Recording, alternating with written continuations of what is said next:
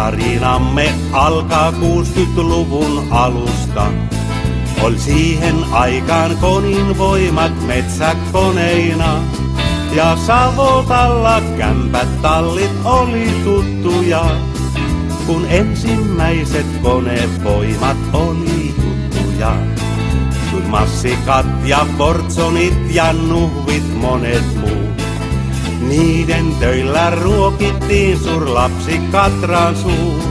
Ol karvareuhkat, manttelit ja nahkarukkaset, ja niillä silloin tultiin toimeen kova pakkasen.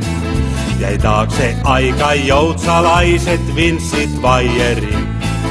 Sitten tuli lujat koneet, Volvot, Kokkumit. Lokomot ja Valmetit ol uusi tuttavuus.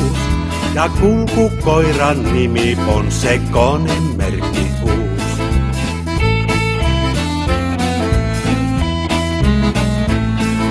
Tahtisen kuin tiivistyy tuli 2 vuoroa. Yrittäjäliittomme se johti kuoroa. Sitten siirtyi aika eteen Kaaton honkien. Tuli motot metsään aluksi vain aukot hakaten. Myyjiä kun kiristi viel merkkikirjavuus. Oli 90-luvulla nyt tiukka aika uus. Isot osti pienemmät ja jotkin merkit jäi. Pikat, nokat, loksetit on tuttu täällä päin.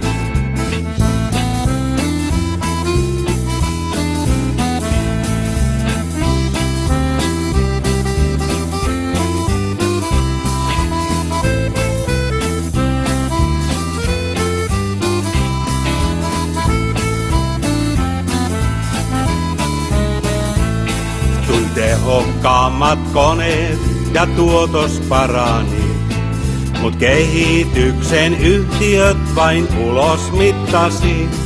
On metsureista lopputilin moni saanut kai. Onneks sentään osa heistä jatkaa työssä sai. Täytyy tehdä kova tulos puoli ilmattain, että rahan sijoittaja hyvän katteen sai. Jos mahdollista oisin, niin Kiinan metsät veis. Ne kasvottomat omistajat potkis meidät pois.